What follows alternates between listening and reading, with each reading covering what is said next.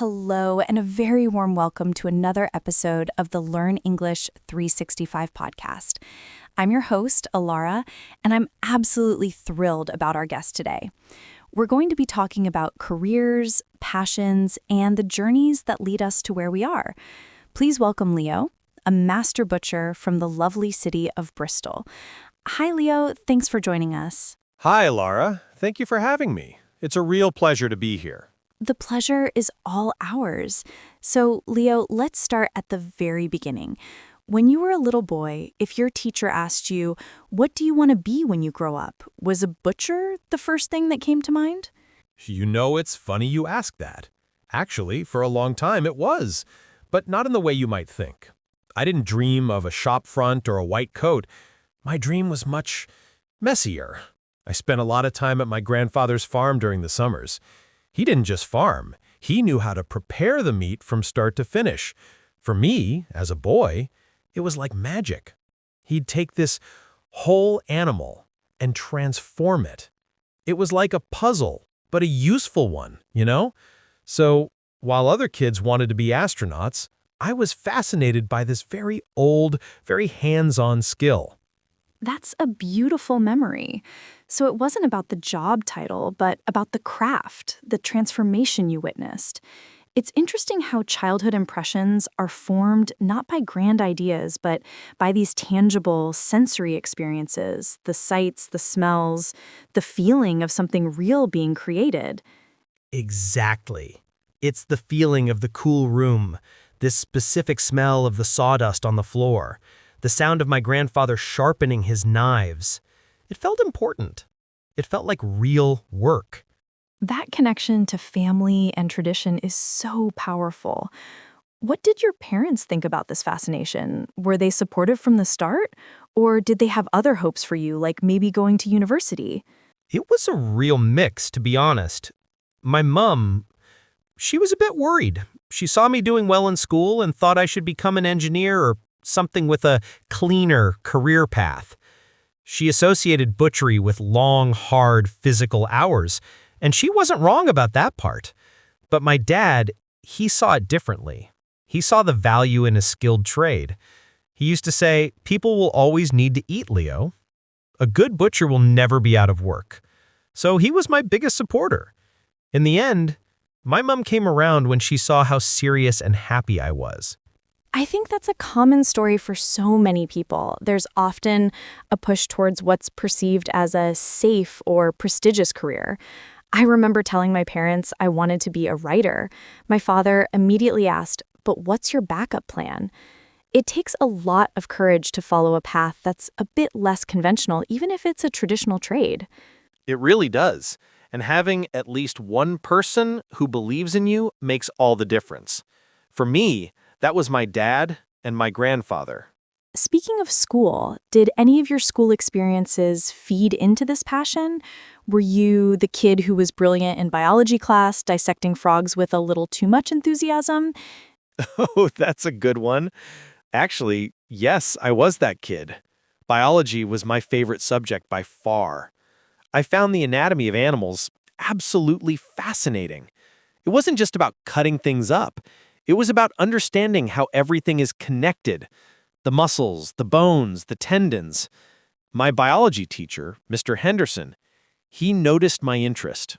He once pulled me aside after class and said, "Leo, you have a real understanding of this. It's a practical mind." He was the first person outside my family who didn't find it strange. That's a wonderful teacher story. It's amazing how a little recognition from a teacher can validate a child's interest. For me, it was my English teacher who encouraged me to read my stories out loud. It gave me the confidence to use my voice. It seems like your school experience, particularly with Mr. Henderson, gave you the academic confidence that this wasn't just a hobby, it was a potential career built on real knowledge. Absolutely. It connected the dots between the practical magic on my granddad's farm and the science behind it.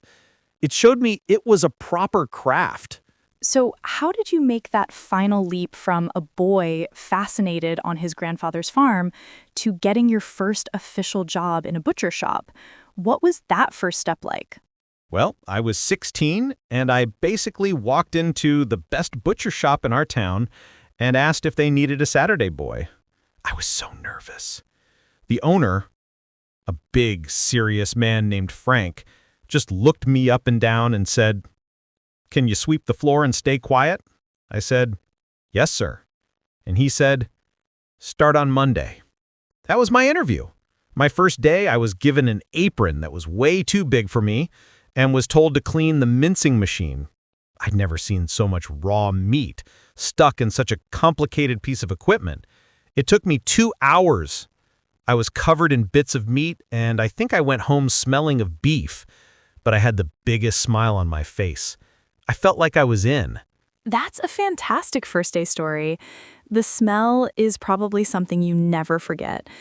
It's interesting, that initiation, starting with the most humble task, it's almost like a rite of passage, doesn't it? It builds respect for every single part of the process, from cleaning the mincer to eventually creating the perfect steak.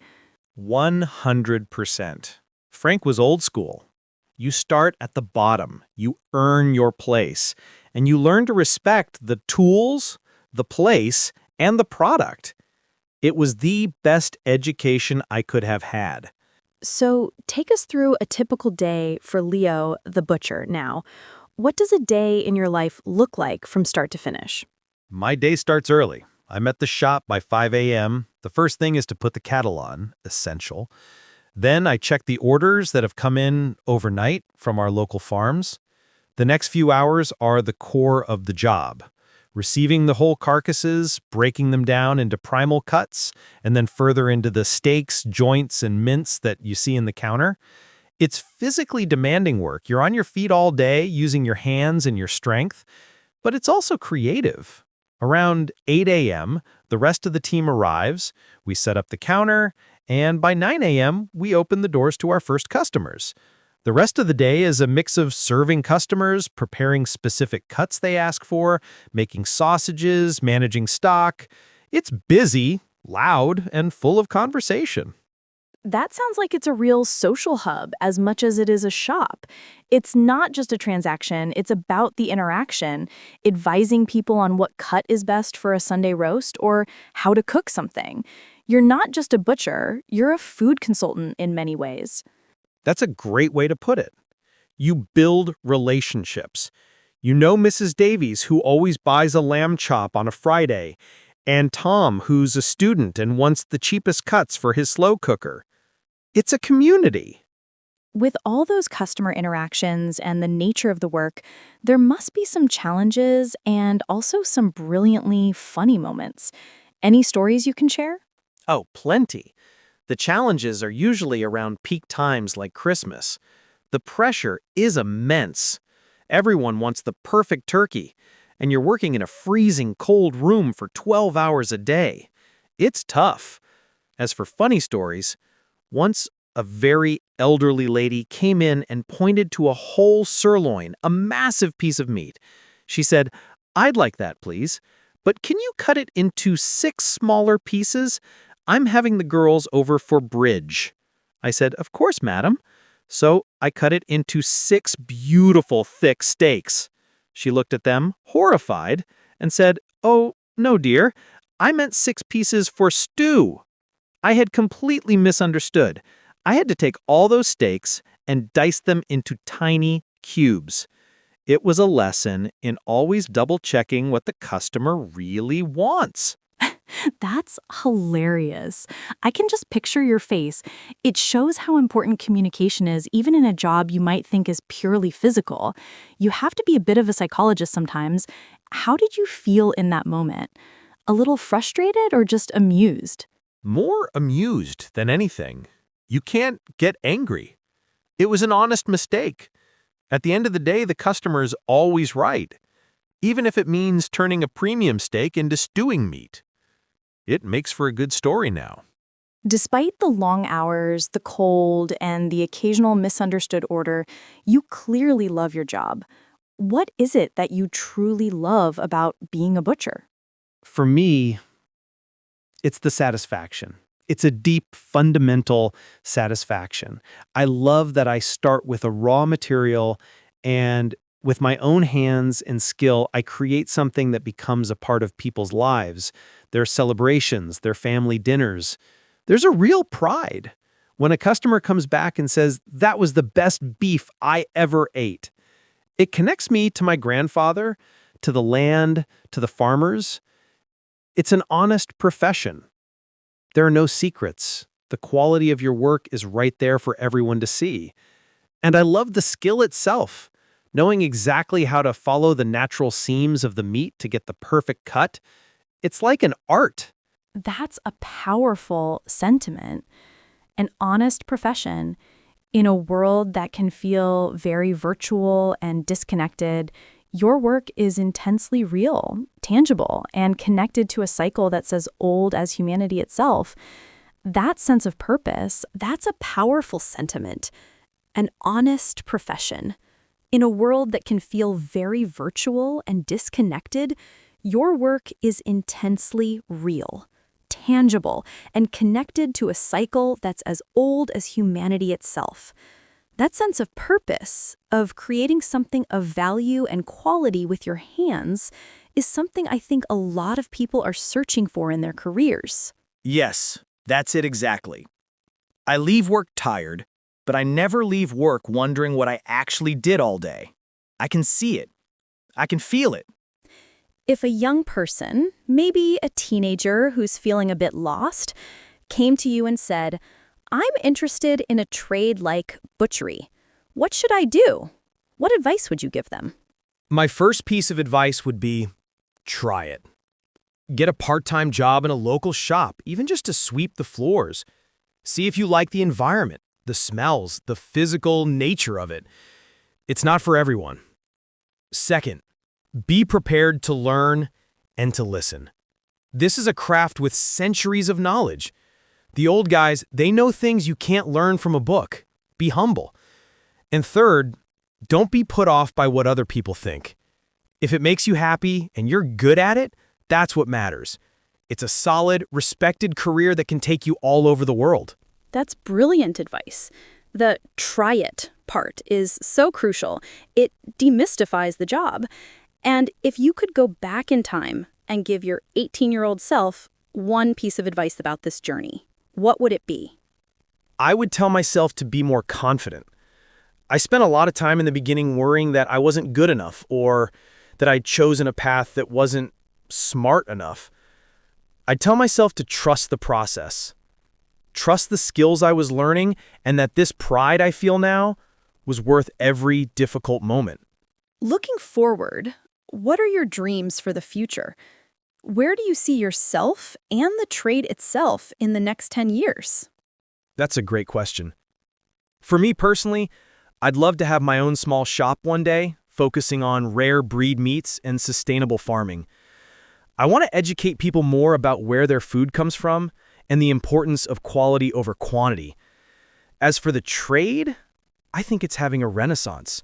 People are moving away from anonymous packaged meat in supermarkets. They want a connection. They want to know the story.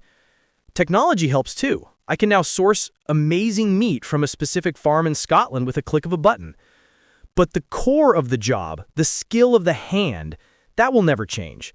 The future is bright for skilled butchers who are passionate about their craft. It's a beautiful vision, combining tradition with modern values like sustainability and traceability. It shows that these traditional trades aren't stuck in the past. They're evolving and becoming more relevant than ever. It's about being a custodian of both an old skill and a new way of thinking about food. You've put it perfectly. That's exactly what I hope for. Well, Leo, this has been an absolutely fascinating conversation. Thank you so much for opening up about your journey, the challenges, and the immense joy you find in your work. It's been a real inspiration and a wonderful insight into a world many of us know little about. Thank you for being on the Learn English 365 podcast. Thank you, Alara. It was an absolute pleasure to talk to you. Thanks for having me. And to our listeners, thank you for joining us. As always, we like to finish by highlighting a few useful words that came up in our conversation today to help you build your vocabulary. Here are 5 words from my chat with Leo. 1. Craft. Noun. /craft. An activity involving skill in making things by hand. Leo described butchery as a craft, not just a job. 2. Tangible. Adjective. /tangible. Real and able to be touched. Leo's childhood memories were based on tangible experiences like smells and sounds. 3. Anatomy. Noun. /anatomy. The scientific study of the structure of living things. Leo's interest in animal anatomy made him love biology class. 4. Renaissance. Noun. /Renaissance. A new period of growth or popularity of something. Leo believes the butchery trade is having a renaissance. 5. Sustainable. Adjective. /sustainable. Causing little or no damage to the environment and therefore able to continue for a long time. Leo is passionate about sustainable farming. That's all for this episode. We'll see you next time on Learn English 365.